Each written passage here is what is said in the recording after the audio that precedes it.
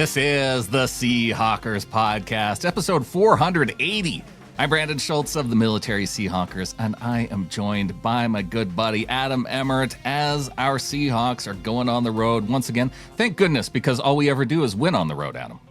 That's right, and that makes me feel a little more confident going into this game, and especially in a game against a team that I'm kind of like, who are these people? I don't know. It does make me feel a little bit better knowing that they've been good on the road. Are we living in some sort of bizarro world? Because I noticed throughout this week, after the Chiefs lost the game to the Jaguars, Jacksonville's getting like this weird amount of hype around the team. People talking about how they're actually good now. And it was following a win against the Chiefs, who, are we sure that they're still good?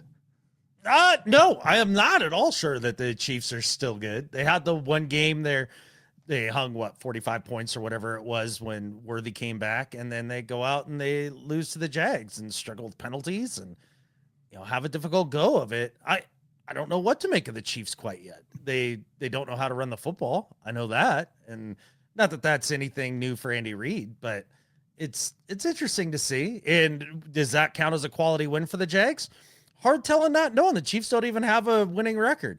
Is the Niner win a quality win when you're playing a bunch of Niner backups?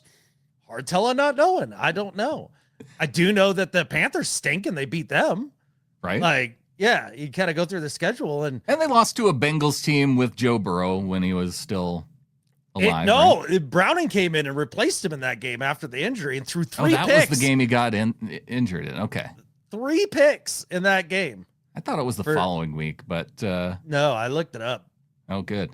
I'm glad you did, because I just looked at the score and I said, oh, well, Burrow must have been healthy in that game. Yeah, no, he was for some I can't think back 3 weeks, Adam. This is Why would you? way too early in the season to be going back that far.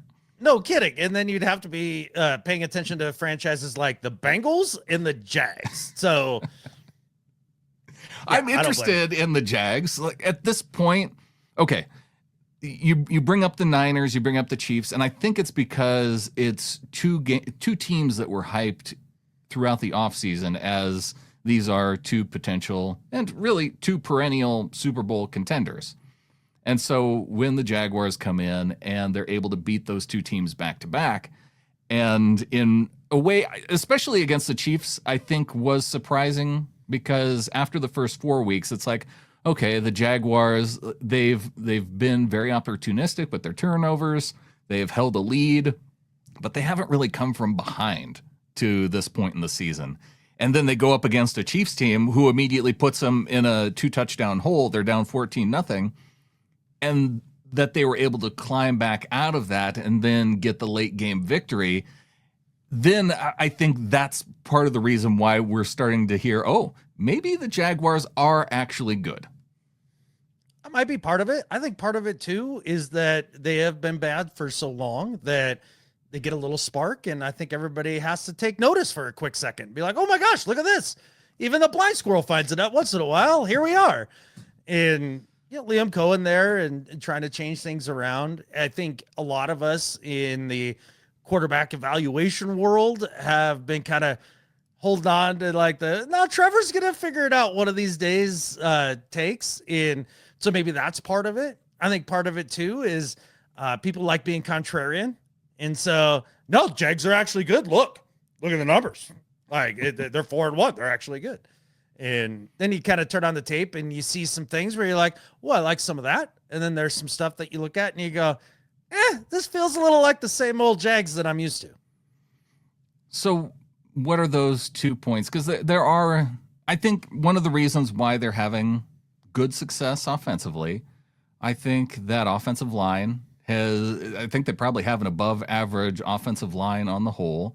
They have a run game that's looking pretty good. They have some nice weapons at receiver. I mean, shoot, you got Brian Thomas Jr. and then you got Travis Hunter, who they drafted 2nd overall. And every time that dude gets the ball in his hands, you wonder if he's going to score. So it is a little bit. He kind of is reminding me a little bit of like that prime Deebo Samuel, where he's like, I'm just not going to go down. I'm going to try and make all these moves and juke everybody out of their shoes. And I think it's because it's so complimentary on offense, and you have quarterback not making too many mistakes. Like, it's all kind of working for him on offense. It is working to a degree. They are running the football very well. And after talking with Gus from Big Cat Country on the Behind Enemy Lines show that Clinton and I did the other day with him, he was talking a lot about the offensive line overperforming compared to expectations, and how that's been a breath of fresh air and a real shot in the arm for them. The run game, though, is where it's really shined for them. ETN has looked great to this point in the season. And if you would have told me ETN could look good as a running back, I'd buy that. I've always liked him. I think he's a solid player, can catch it out of the backfield, runs hard, especially get him between the tackles and let him slash. Like, that's where he's great. The Trevor Lawrence stuff, though, in the receiving core, the Trevor Lawrence is still erratic as all hell and is making some crazy plays and some bonehead plays, and like just hard to put your finger on with him. Brian Thomas Jr. up until last week had really struggled in his sophomore season. So he'd already had 5 drops on the year. And so I think that's something that's interesting to take note of. Travis Hunter's been fine as a receiver and fine as a DB, but I don't know that he's really been great at either to this point. And like, that's asking a ton, right? I understand he's a number 2 pick and all that, but yeah, to split your time between both sides of the ball, to have enough mental time and bandwidth to put into both sides of the football, to be great at one right out of the gate. There's not a human alive that I think could do that. So that's not a knock on Travis Hunter, and he could become better, but I don't think he's been the game changer maybe right out the box that everybody expected. The tight end Strange has been good, but offensively speaking, I see a good run game and I see an erratic quarterback still. Well, let's go back to Travis Hunter, because I don't know in terms of expectations of what he was going to be early on. And maybe I just kind of left my expectations open, because I didn't think of this idea that, oh, it's way too hard in the NFL to play both positions, because you got one position, you got to be in meetings all day. And I'm thinking, you're telling me that they can't find a way to manage having a guy, if he's going to be impactful and a skilled player in 2 different position rooms, like they can't find a way to structure their meetings to where they have, okay, let's get Travis's stuff out early up front so you understand this part. Okay, we're going to have some other stuff while you go work on whatever packages you need to work on defense. Like, there seems to be a way as an organization that you could manage that if that's something that you want to do. I understand it would be hard if all your guys were doing that, but if you have one special player and you want to make an exception, and this is something that you really want to see from him, like, you can't figure out how to get a guy to 2 different meetings in 1 hour. Oh, I think you could do it. It's not so much the time quotient that made me raise my eyebrows at the prospect of doing it.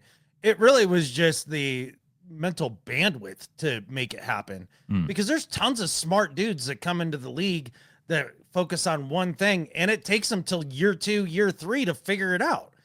And that's concentrating on one thing. Sure. Like, whether or not you have the time or not, and now you're concentrating on 2. I just think it's hard. I just thought it was an unrealistic expectation that a lot of people had, that he was going to be really good on both sides of the ball right out the gate. Could he get there? Absolutely. I think it's possible. Do I know that's going to? I have no idea. But at the end of the day, at this point in his career, it's not amazing yet. And for the number 2 pick that you traded up to get, I think you would hope for a little bit more on one side of the ball or the other right out of the gate, like just a little more dynamic stuff. I don't know. That's kind of my feel of it, watching a little Jags here in the last couple of days. It was interesting listening to a little bit of Liam Cohen in some of his interviews talking about how they've managed this situation with Travis, because going back to his time in college, he was primarily sitting in on all of the defensive meetings. And I could see in college, too, they have a limited amount of time that they can spend with these guys, because they're also going to school. And Allegedly. well, but they also, I think they do have limits on the amount of They time do. that they can spend with them because it is supposed to be a learning institution. So that's obviously going to limit it anyway. And I mean, then they're young dudes and, it's college. So anyway, he was spending primarily his time on the defensive side, and offensively it was enough to, go out there and, because it's college offense, run straight, run this route. You run. They weren't changing their routes a lot like NFL wide receivers are expected to. Okay, if they show this look, then this is the route you run. But if they show this look, then this is the route you run. And so there's a lot more complexity in route running in the NFL compared to the college game. And so hearing from Cohen, he's talking about how now he's really shifted primarily more to learning the position of wide receiver because of the complexity that it takes to do all that. And less so much on the defensive, like he's getting his defensive packages essentially to this point to where they can send him out there and cover a certain guy in a particular situation. And that's how they're approaching it, which I think is a good way to approach it, especially if this is your long-term expectation of, okay, you have this defensive experience, but let's really approach this offensively. And when I see him get the ball, I go, this guy can really be a weapon offensively. You probably do want to focus on that development aspect more. I would think so. I think you could have a bigger impact as a high quality wide receiver than a pretty darn good corner. So I can understand that, getting him out there, and also to you dictate as the offensive player what you're doing as opposed to having to react as a defensive player. And so I think that helps a guy play fast early when you're coming into the league. So I can understand why they're focused there. I find the experiment fascinating. I think Travis Hunter is a fascinating human in terms of just having the gall to go out and actually try this. Like, that takes a lot of stones to do that. Like, it was super impressive. He seems like a good dude too. I know. The megawatt smile and the whole thing. Like, good luck rooting against Travis Did you Hunter. see the thing with him and the grandma? No, what did he do with the grandma? Of course he did something great with a grandma. Okay, so there's like in the off, I think it was right after he was drafted, he was on an airplane and he sat next to this lady, and he had asked her if she needed help getting her luggage up into the compartment and stuff like that, and just being like a nice person on the plane. And she said she noticed that all these people are coming by him and congratulating him and talking about how wanting to take pictures with him. And she's like, "Who are you?" Yeah, exactly. He's like, "Oh yeah, I was just drafted by the Jaguars. I play college football for Colorado." And she's like, "I'm going to get your jersey." And I guess they invited her down to the sideline, and they did this big reunion of him and this lady that he met on the airplane. And it was a cool story. I know. That's super fun. Yeah, he seems like a quality human, and that's pretty awesome. So rooting for the guy, just not this Sunday. I hope that he goes 0 for everything and has a terrible day. That's what I'm rooting for. Well, we've talked about the offense. I think this makes the obvious transition on defense. Do you go after, when you see Travis Hunter on the field, knowing that, okay, they have these packages for him in these types of situations, is this something then that you want to test out a little bit? Absolutely. Go after him. Go after all those corners. Go after the linebackers. Get after the passing game. The Jaguars are 27th in the league in passing defense. 27th. So I understand that they're 8th in points per game, and they've been very good because they've been able to turn people over. But all Sam Darnold has to do is not be everybody else that they faced other than Patrick Mahomes this year, and just not throw 2+ picks, and you're going to be fine. Because they've been living and dying off of interceptions this year and turnovers. That was one of the things that I think surprised me the most when I was digging into some of the numbers, because you look at a lot of the different defensive rankings and you see the Jaguars up there really high. You look at PFF grades for the individual defenders and you're like, holy smokes, they have a ton of dudes on this defense that you may have to be concerned about. And then you look at some of the other defensive numbers and you're like, wait a second, some of this doesn't necessarily match up. But the way Devin Lloyd's been playing, I think he was the top defender for the month of September. There at middle linebacker. Here we go again, facing a team with another dynamic middle linebacker. But then you got pass rushers with Josh Hines-Allen. You got the former number 1 pick, Travon Walker, coming off the other edge. I feel like we could handle components of this, and then they add Greg Newsome and a trade from the Browns, which I don't know. How big of a deal do you think it is that they've made this switch from Tyson Campbell to Newsome? 0.5. On a scale of 1 to 10? You go to 1 to 102 if you wanted. Like, it's about the same sort of insignificance to me. Yeah. Okay. So, but on a scale of 0 to 1, then 0.5 would be way too high. It'd be way too high. It'd be massively too high. It'd be full points higher than it needs to be. Just making sure we're on the right scale for this. Yeah, absolutely. I don't know. How does it hit you a different kind of way? When they made the trade, I'm like, what are we doing? Are these not like kind of the same dude? Yeah. I mean, I don't know. It doesn't move the needle for me at all. That's all I know. Okay. Well, I was just curious if you had any kind of similar take. I'm sure it had more to do with the Browns not thinking they could pay Newsome with him being a contract year. They already paid Tyson Campbell, but it was this that was before Cohen took over, so it's kind of a new regime too. And maybe they just figured they liked one dude over another. It was kind of weird to me when that trade was announced. Yeah. Not something that's earth shattering, I guess, is really what it kind of goes back to. And that's how I feel about this Jags defense as a whole. I think they're pretty good against the run and not that great against the pass. And I think they're living off of high variance plays right now that are making the difference for them. Keep control of the football. Do not turn it over to this Jaguars defense. It's all about otherwise Devin Lloyd will run back like a 99-yard interception. I mean, that's a hypothetical that could happen, but it's not going to. We're not doing that. It better not. I think it's happened enough for just in the past 10 days or so. So, what, for the Seahawks or for the league? Well, for both. Okay. I just don't want to happen again for us. Like if he wants to go ahead and run back 99-yard interceptions again after we're done playing him, then more power to him. Welcome to it, right? Yeah. Yeah. Have at it, Haas. I mean, congratulations on getting your team back in the game single-handedly against the Chiefs, because that's a big reason why. There you go. The other thing that sticks out to me about this defense, Brandon, is you can keep the chains moving on these guys. They're giving up 47% on third down. Yeah. Like that's an outrageous number. That's worse than us.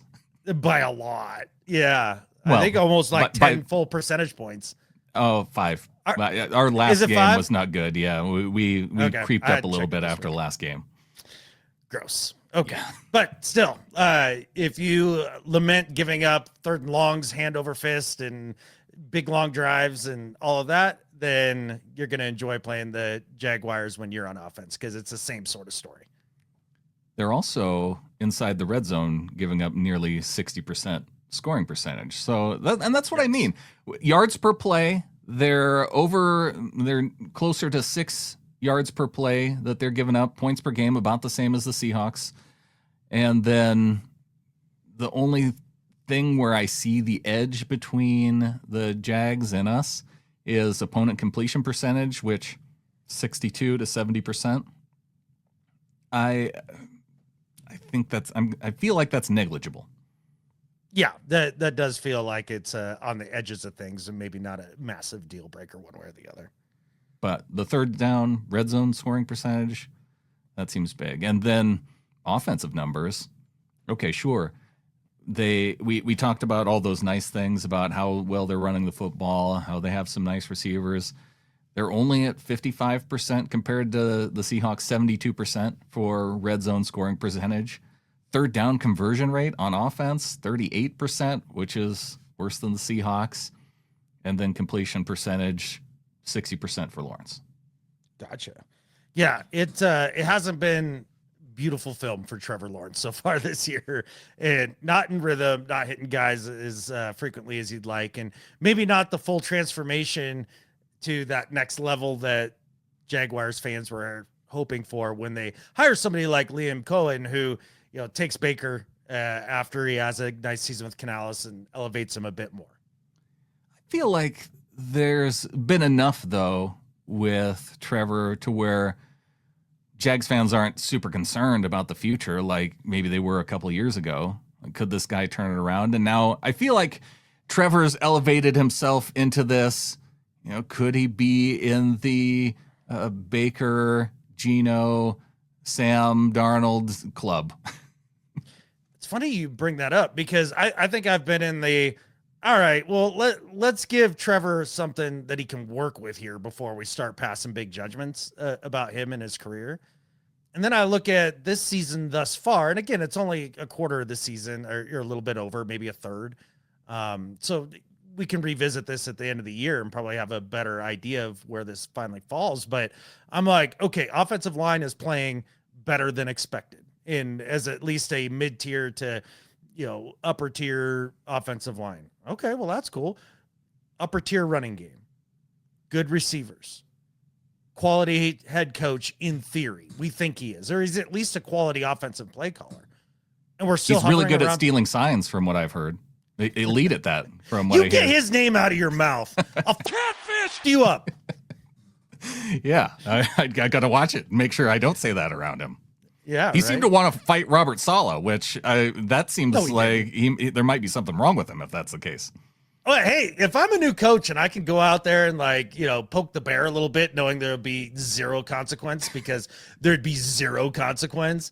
It's not like, they're just going to let Robert Saleh go over there and just mess up his face. Like, that's not happening. Like, a zillion people are going to jump in. Oh, yeah. He did have quite a few of his own players around him when he did start to talk tough to Saleh. So I could talk tough if I had a few big NFL dudes around me too, I'm sure.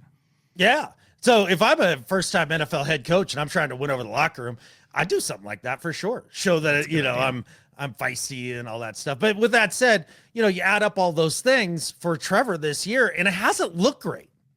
And you say, maybe Jaguars fans not as concerned as they were 2 years ago. I'd be more concerned now than I was, say, the last 2 years when you're operating with dumpster fire stuff. Because now all the pieces are there around him, and you're still not. You're not. It sounds like you're not convinced of the results so far. For the Jags as a whole? Yeah. Well, for Trevor, I mean. Oh, yeah, not at all. Like, I mean, you look at the stat line so far, and is it really all that impressive? Well,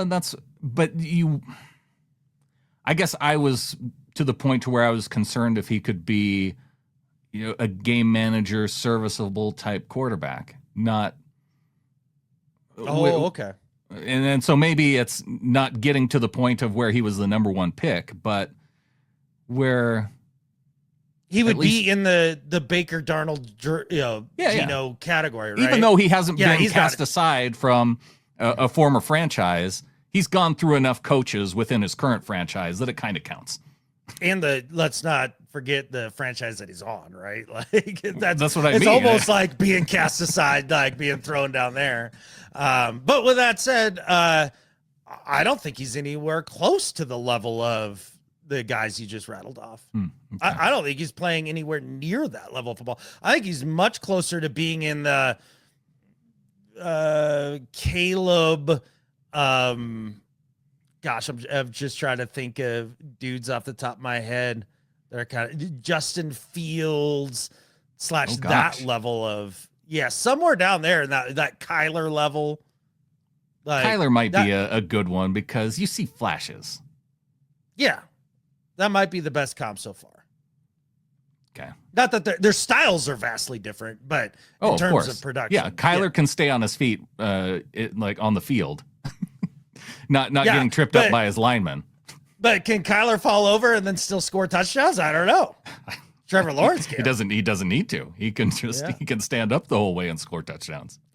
I think the thing about Trevor that really does just blow my mind is the erraticness of the accuracy. Like I I can't figure that one out for the life of me. It just wasn't on his Clemson tape. Yeah. For him to come into the league and then suddenly forget how to hit dudes is just, it's mind blowing. I can't recall watching a dude in college come into that looked good as far as accuracy was concerned in college, and his accuracy and then coming into the league, and the accuracy just went away. Because it's usually the opposite. You get around good coaching, and you've got more time to practice. You're not restricted by fake school classes and all that, and you get better. Well, are we going to see some turnovers then by the Seahawks secondary now that it looks like maybe we're going to get Devin Witherspoon back? Maybe we get Julian Love back. It's Thursday while we're recording this.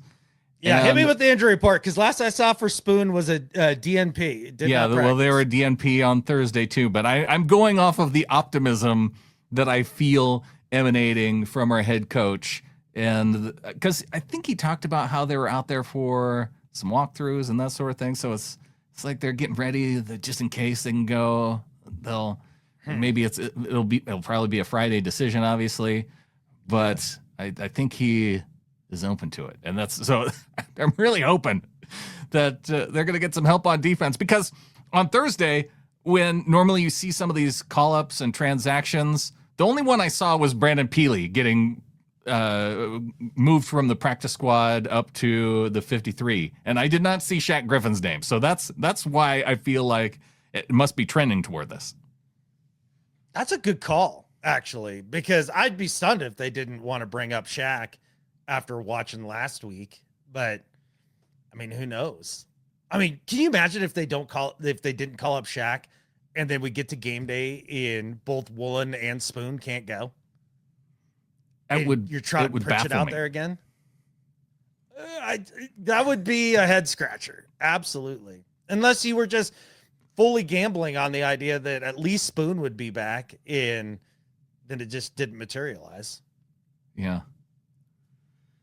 Well, hopefully they have some answers, because I think we're going to need it against this secondary group, because we mentioned two of their top receiving talents. I think De'Ami Brown's really good as a receiver too. He's okay. He's decent. I actually like De'Ami Brown a little bit more at the Commanders than Commanders fans. That's for sure. Yeah. There wasn't a lot of tears shed when he left last year, but I do think he's rounded into form for the Jags, and he's made a couple clutch catches. I worry about their passing game way less than I do their running game. Like, do we need our secondary healthy? Sure, that'd be great. But Ernest Jones, that dude better be ready to go, because last injury report I saw did not practice with a shoulder. Yeah, I think that we'll see that one change in particular going. Okay. Yeah. Because if you can stop the Jags run game here, then that's gonna your odds of winning the game go astronomically up. Because if they try to make Trevor Lawrence beat you, good luck with a second-year receiver, a rookie receiver, and De'Ami Brown. Well, if we get the pass rush that we had last week, I think that any quarterback could beat this defense. Yeah, I mean, I guess that's true. I also do have a little bit of faith that Mike's calls are going to be maybe not as, how would I put it, unfortunately timed, it seemed like. We talked a little bit about it last show. Just, you had the right call, and they against one of the 10 things they would do, and they happened to pick the one of the 10 things that would beat your call. And although if you are adept at catching on to the other team's calls, then maybe that's not coincidence. Yeah, okay, Liam Cohen. You're into this call stealing thing this week. I am a little bit, because it's interesting to me, and it provides me with an explanation of why they get these back-to-back wins over the Niners and over the Chiefs. They're cheating, kind of. They're legally cheating. Wow. All right. So Patriots South is what we got going on here in Jacksonville, is what I'm hearing. Well, what is the PSI of their footballs? Has anybody checked it on their video camera inventory? How they doing there? It was just interesting going back and listening to the Saleh video that really set off Cohen, which him talking about how they do it, and they do it legally, just by watching the dudes on the sidelines and trying to figure it out in terms of what their packages are, and then putting themselves in position to be in the best position to defend whatever's coming. Yeah. So, or at least being able to be in the best position to also attack the defense. I feel quite strongly that after Saleh has called that out, that advantage, whatever it was that they thought that they were getting there, that's going to be gone. Maybe there's not going to be one team that faces the Jags for the rest of this year that leaves all their hand signals and everything that can be visually read from the opposing sideline the same going into that game with the Jags after that. Not one. But Saleh was talking about how it's kind of a Kevin O'Connell coaching tree type thing too. So, all right, beep back the truck up. Like Kevin O'Connell coaching tree? What is that? I think he it's hasn't just been him head coach long enough to have a coaching tree. Does he have a coaching shoot? Does he have a coaching sprout?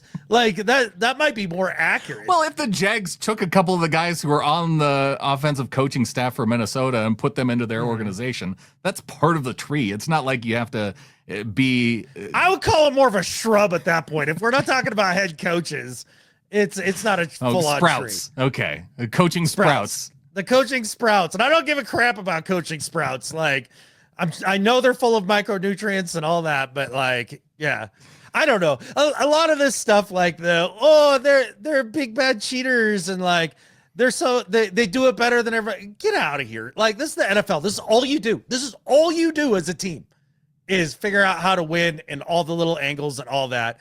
Like, it's hard to convince me that some other sideline is better at copying a sign or two off of the opposing sideline than anybody else. They're all doing it. Oh, sure. And they have been. Yeah. It's just that if a team can be really good at it, then it's one of those edges. And just like you're chasing micronutrients, you could be chasing edges. And maybe our coach needs to get into this micro hype, because I've started seeing this micro stuff on things now, as if micro stuff is more healthy for you than, I don't know, regular things. Yeah. Well, I mean, that explains the microdosing for you, right? Yeah. No? I don't know. It was just a guess. I just thought maybe even microdosing. Can't I just be regular dosing? Like the good old days? Dude, when you're ready to regular dose, let me know. Let's go on. Let's go. We'll go on a trip. I think I probably should start with microdosing if that's the way to start. Oh, it don't make no never mind. Yeah, you're good either way. This is not the tangent I expected. I was thinking micro in terms of health food and it's healthy. It's natural, grows in the ground. Yeah. Okay. Well, also naturally, and people that we want to hype up, our executive producers, Adam. DCH, Ryan Peterson, our live executive producer, JC Schilling in the 313th, and Brian Shaw. If you want to become an executive producer, or if you want to become a member of the flock, getintheflock.com. You help to support the show. You get ad-free episodes through our Patreon page, because you get a special little RSS feed that, I don't know, maybe we'll even put special shows out there that are just for those folks that go to getintheflock.com. Well, upon discussion earlier today with Clinton and earlier discussion with you, Brandon, I think we might take the bet show and just make it just for our Patreon folks. I think that might be the way we go. There you go. That's a little bit of a perk then for those people who are supporting us. And I mean, with the way you guys are going, you might actually be making people money this year. Hey, if I make money this year, that would be 3 out of 4 years. Nice. Yeah. And then really, is it even gambling at that point? It's investing. Now you're talking. Exactly. And they say 2 out of 3 ain't bad. What's 3 out of 4? Even that's better. That's better than years in the stock market, right? Oh, absolutely. Yeah. I mean, this is not marketing advice, and feel free to contact the financial These comments are for entertainment purposes only. Yeah. Yeah. But follow our bets and you'll be richer. All right. Well, any other comments on this Jaguars matchup? This was tough kind of figuring out preview stuff, because as we've discussed on What If, and then with behind enemy lines. I always want to say it's beyond enemy lines. Well, let's just change the name. Let's go beyond enemy lines. I like it better. It feels a little more clandestine. I like it. Yeah. Yeah. Okay. Well, so beyond enemy lines. I kind of keep saying, like, what do I know about this Jags team? Like, they're literally on the opposite side of the globe in a division I could give two rips about, and a franchise that hasn't done anything for me to care about since they were doing Saxonville things. What was that, like 4 or 5 years ago when Jalen Ramsey was a young player? I don't know. Is Mark Brunell still 10 years ago? Is Mark Brunell still coaching a player on that Jaguars roster?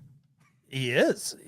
He's backing up Byron Leftwich, I think, now, because Father Time eventually caught up with him. But Fred Taylor's still the leading rusher. So. Yeah, there we go. That's what my history with Jacksonville. I honestly too. That's those teams. A little bit of the Garrard, MJD teams. Sure. Maurice Jones-Drew. I followed those a little bit, but yeah, I'd say for the past 10, 15, I just not a lot about the Jags that appealed to me personally. So once you rotate through coaches year after year, it starts to feel more like one of the lower tier franchises in the NFL. And which is interesting because I feel like, don't they have a decent owner? No, he's awful. Like he looks like a legit Bond villain. Yeah, well, but I mean, he looks that way. But I thought that, like, he's, in terms of owners, kind of okay. I don't think he's a bad guy, but he just looks evil. Look, oh, absolutely. He's got the evil tie you to the trains tracks mustache that guys wear. You know, that they can kind of twirl with their thumb and forefinger out on the end there. Hipster style. That's the thing, is like he stumbled into hipsters stumbled towards him, and now he got lumped in with them, and that's tough. I mean, he's not middle fingering members of the Jets crowd, though. Like, not that kind of terrible owner. I don't know. Sounds like a missed opportunity to me. I don't know why Jerry Jones even gets fired or fined for that. That doesn't even make sense to me. Oh, just to make Jones feel for half a tick that maybe somebody else is in charge of him just a little bit in terms of the league. And yeah, they got to put on this show. But no, I would say the reason why I say I don't think he's a great owner in Khan is just the history of the franchise underneath his ownership. Like, just hasn't been good. So usually those teams that are stuck in perpetual crapdom, it starts at the top with bad ownership. And maybe part of that is he has no desire to be in Jacksonville. He desperately wants to move that team to London. Maybe that's what the underlying problem is. All part of the plan, just like it was for the Rams. And then you twirl your mustache. On to do better and better at life. All right, man. Well, speaking of poverty franchises, Adam, and really bad ownership, how about we go to the Cardinals? That's a ownership group that I feel like falls into that category. And we saw this last week that as an organization, quote unquote, they fined their head coach, Jonathan Gannon, $100,000 because he went and had a sideline altercation with Amari DiMercato. $100,000? You don't think that you think that was too much of a punishment for him putting his hands on his player on the sideline there? I think they should have given him $100,000 for the way that he started to handle that situation. But we can get back to it. Well, the Cardinals, I think this is why I'm not so much surprised by the whole fine thing. It's just that an organization that would hire Jonathan Gannon and questionable leadership tactics, that this to me just speaks to the type of organization that the Arizona Cardinals are. And for that, Arizona Cardinals, do better. Wow, that is unreal. I couldn't believe it when they made Gannon come out and do that hostage video apology. Like, number one, I think he legitimately felt bad about it. That felt like a legitimate apology. Then you probably shouldn't be a head coach, because this isn't Pop Warner, boys and girls. This isn't 8th grade football. This isn't where your parents get involved. This is the catfishing NFL full of professional dudes who have to do a freaking job. DeMarcado cost his team that game because he was selfish and made a bonehead play on the goal line. You think give him a little chest shove and then a shoulder bump as he goes by is worth $100,000? No, he should have tripled down on that catfish when he got up on the podium and said, not only did I bump him, but he's cut. He gone. I'll go find somebody else who's not a selfish guy. Like, can you imagine if somebody did that under Mike Ditka or Bill Parcells or something like that? They might have gone to the freaking hospital, let alone just have a shoulder shimmy. How soft have we gotten? This is absolutely insane. I can't believe that he's in trouble for this. They got fined $100,000 for this, and that he's decided to play along with it. Like, you're trying to change a craptastic culture and a craptastic franchise. This is one of those big time moments that you have to step up and be like, absolutely uncatfishing acceptable and make a deal out of it. I can't. I am just beside myself. I am extremely shocked at your reaction to this, because after having a head coach in Pete Carroll and now having a head coach in Mike McDonald, could you ever see either of those guys acting the way that Gannon did toward a player in a similar situation? That's not how those types of guys show leadership and show camaraderie within a team. They have gone things about it the right way in there's lots of right ways, by the way. There are other right ways. I think doing it without I think it's a bad look for the coach and the team and a guy trying to build a team that you would go and it's one thing if you're going to go to a guy and I don't know. I think it has a lot more to do with the intent. Like, he didn't hit him that hard. That's not the part of it that I'm that concerned about. It's more of the look and what it appeared to be intent-wise. And then if he didn't actually feel that bad about it, then don't come out and you do an apology video. But that to me spoke, he recognized that he did something wrong, that he should have gone about it another way, like, real head coaches like we've had. Okay. Look, I think that Pete's approach to things, like kind of the rah-rah positivity stuff, clearly worked. Won him a Super Bowl, got to 2 Super Bowls. Like, that's great. I also watched Bill Parcells win championships. I've watched, you watch guys like Mike Vrabel come into the league as coaches and be tough guys. They get tough guys. Yeah, you can be tough guys. You could cut DeMarcado for it. Like, that's fine. He's on the fringe of players then where you go. What's the problem here? The interaction with him. Like, you can be tough. You can go over and chew him out. If he would have gone over and chewed him out, then there would be no talk about this whatsoever. But I thought you said that you had no problems with him tapping him up a little bit. I'm just saying it wasn't that hard. It wasn't like it super wasn't physical. that hard. This isn't a deal. Like, if it's just about the look of it, who gives a shit? Number one, like, who gives a crap about I think it demonstrates poor leadership, the way that he went about it. He looked like he was showing up the player on the sideline more so than coaching him. He showed up the entire team. He showed up the entire team by being selfish and flipping the ball before he got. I guarantee you this: after that interaction on the sideline, DeMarcado will always be better about. No, I mean, as a coach, be better than what you're.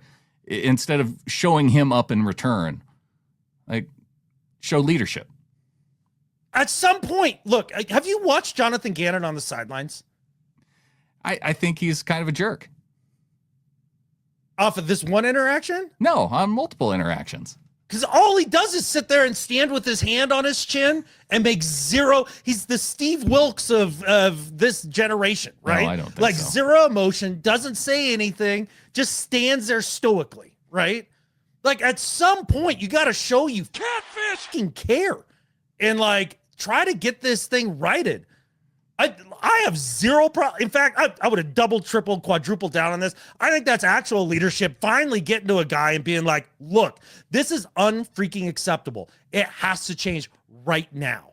And getting his attention. Like, you got to get the attention of the team at some point, because right now they're just coasting and they don't fear the guy. I think that it's more likely that the Cardinals only win 3 games from here on out than this sparks any kind of emotional response within the team that actually shows leadership and promotes that that this is the franchise is turning things around. I would say this, that I agree with you that it's more likely that they only win 3 games going down the stretch. But instead of it being like 75% likely that they're going to do that, I think now it's probably like 65%, because there's going to be at least a couple guys on the roster that are like, oh, coach ain't screwing around. Like, it's time. It's a grown man's game. It's professional ball. Like, can you remember? Treat them like grown men. You don't need to go in. Well, when you act like a spoiled child and throw the ball on the ground instead of scoring a touchdown, you get treated like one. I don't know, man.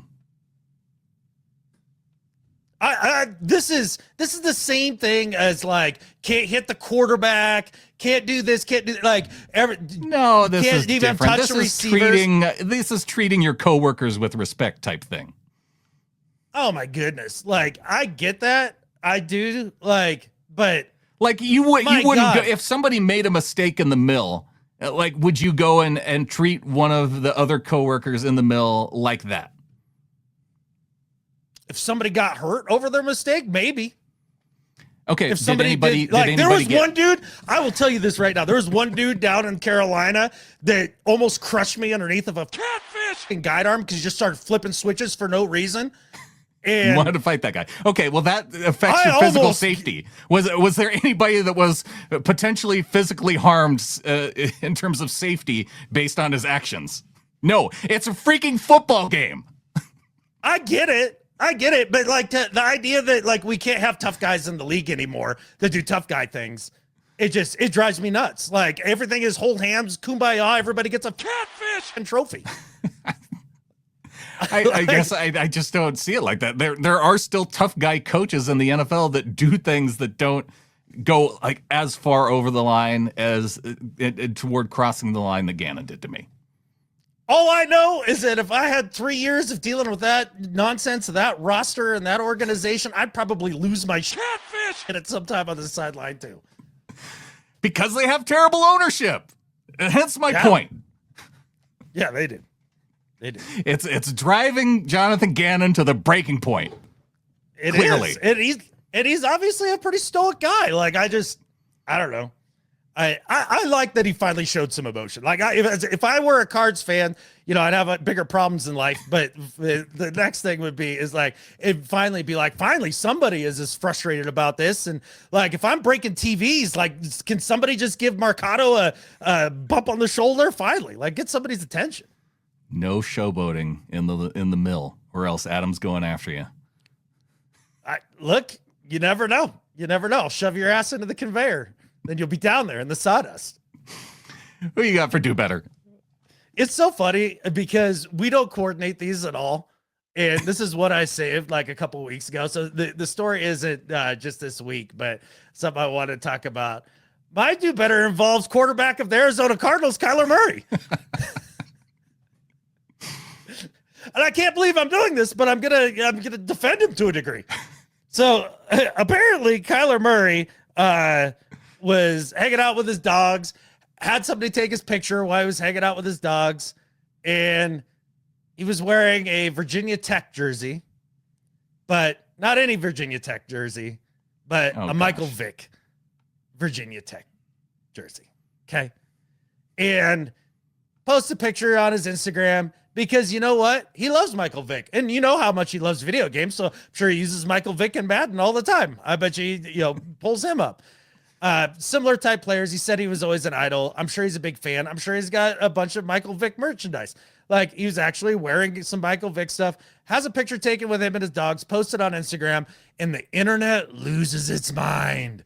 Like, Oh my God. Like the comments were just gnarly. He takes a whole thing. He has to go out like his coach and make a public apology for wearing a Michael Vick jersey while being around dogs, because heaven catfish forbid a guy wears his jersey 20 years after the man went to prison for 2 years and gave up hundreds of millions of dollars to pay for his crime, as he should have, and pay his debt to society, and is now done with that and has been an animal rights activist ever since. And then Kyler Murray has the nerve to accidentally wear his jersey while being around his dogs and have his picture taken and put it on Instagram.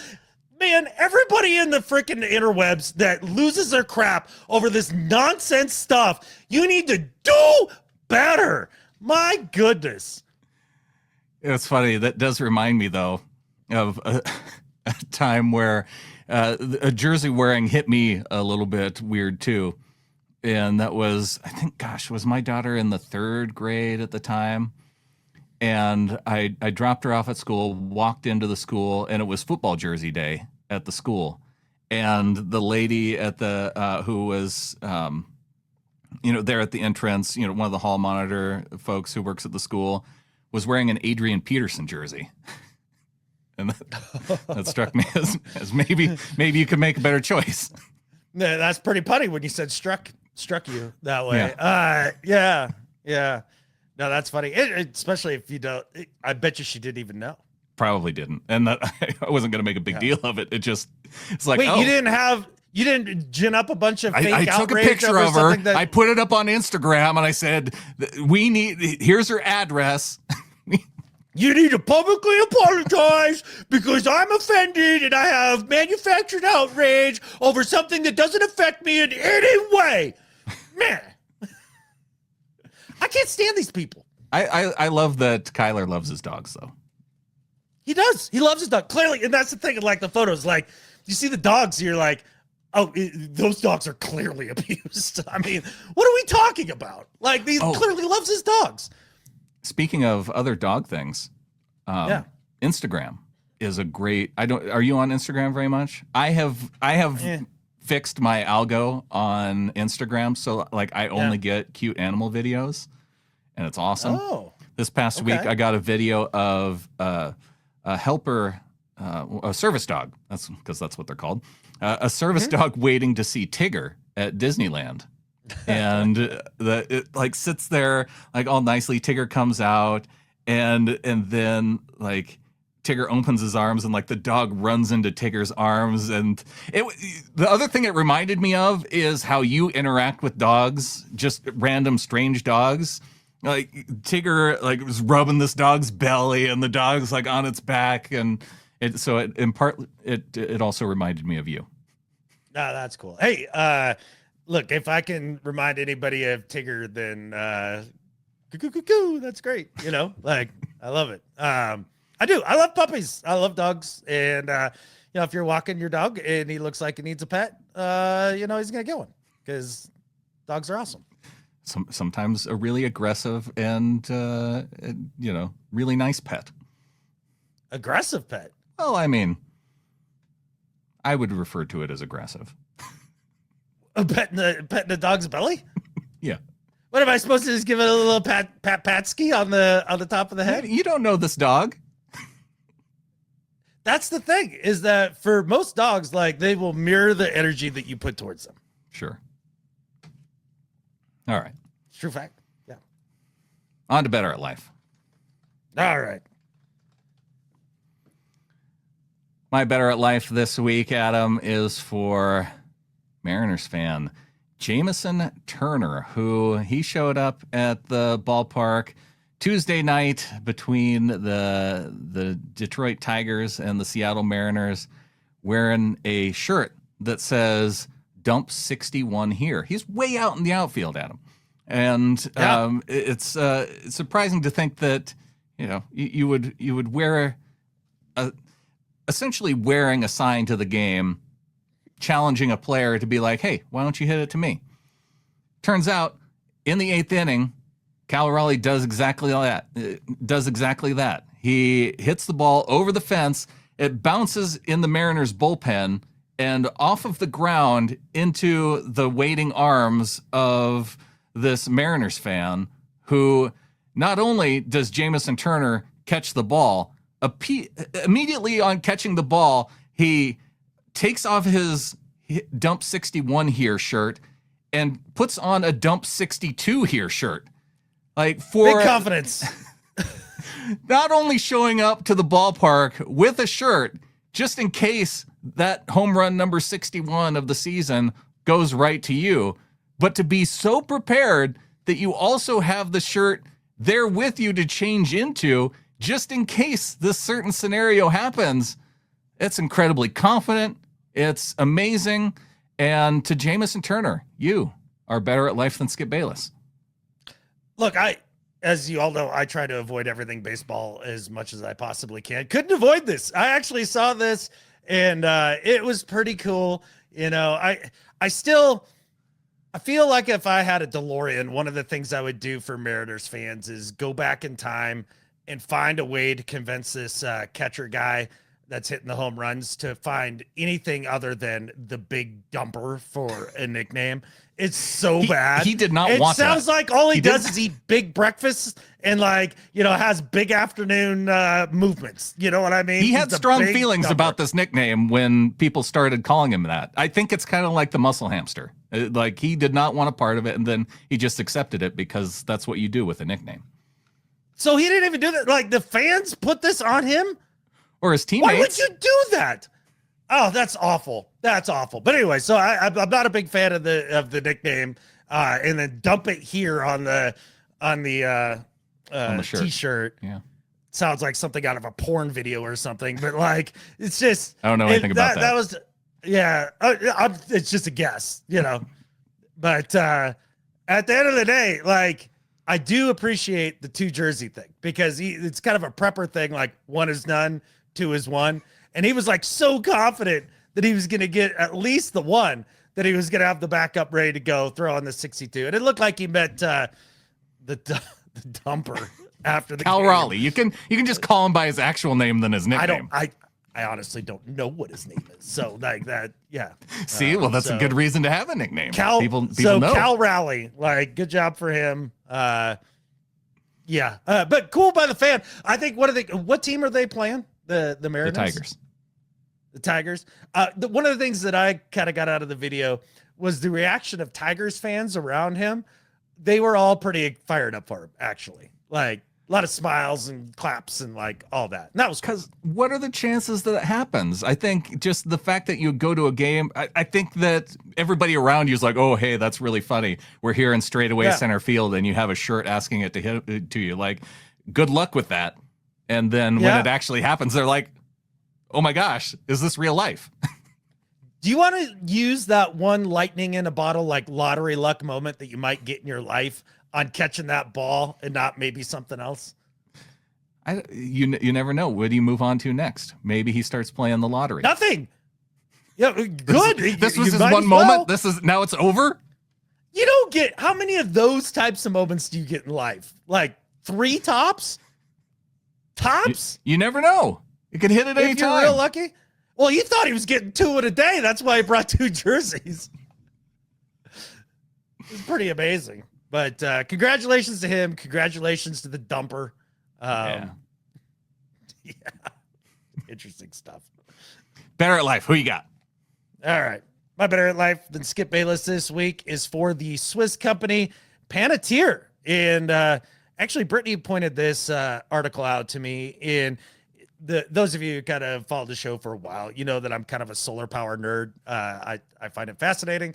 I love the idea of it. I think it works really well, better than you might think. And anytime I hear about something new happening with solar, it gets me excited. And this company's doing a pretty neat thing because the amount of electricity or the amount of energy that they would have to produce from their solar situation to achieve this is massive. They are the first solar furnace to recycle steel and can melt steel down to then be repurposed. And for anybody who, like, thinks about recycling in that sort of thing often, one of the biggest drawbacks to recycling in the actual, like, trying to save carbon emissions and all that is the amount of energy you have to use to melt down these products to turn it back into new stuff. And one of the most efficient things you can do in terms of making steel is recycle old steel. If we can do it with just the power of the sun, that's freaking amazing. They use 500 mirrors that are all like concave mirrors. They're all pointed at what they call a heliostat at the middle that collects all the heat energy. So it's like taking 500 massive magnifying glasses and frying a giant metal ant on a post out there. And they take all that heat down and they use it to melt steel. And I think that's cool. So to Panettone, better at life than Skip Bayless. Do you think that that's how they came up with it? The whole melting an ant with magnifying glass? Like if we can do this with steel somehow? I mean, if you didn't start there, you're doing it wrong, I think. I always wonder about this too. How did we not think of this sooner? So they've used the same sort of technology as an electricity generator. So basically use all the heat from the mirrors to heat up a steam turbine, turn the turbine, and then make your electricity rather than your standard photovoltaic panels. And it turns out like the extreme temperatures and all that are created, you burn through stuff a lot faster than if you just use regular photovoltaics. And that's what we use here at the cabin. And if you don't have some, go buy some immediately. You're screwing up. Like just have a couple on hand just in case. There's your prepper tip of the day from Crazy Man in the Plywood Box in the Woods. How do I not have any solar panels yet? As knowing you as long as I have some for you. I have some for you. Just sitting here. Oh, well, I'm going to see you tomorrow. Okay. Well, they won't fit in that car. Oh, that's that I was true. going to take tomorrow. Oh. Yeah. Well, that's okay because I don't think I want to hold on to them for a whole week either. Yeah, because they're big panels. They came off an old leased solar farm, right? So they're big 250 watt panels. Just go out, just get on Amazon, buy 200 watt panels, a solar charge controller, and a lithium battery and an inverter. Call it a day. You'll thank me the next power outage you have. And I think with that, there's only one thing left to say. Go Hawks. Go Hawks.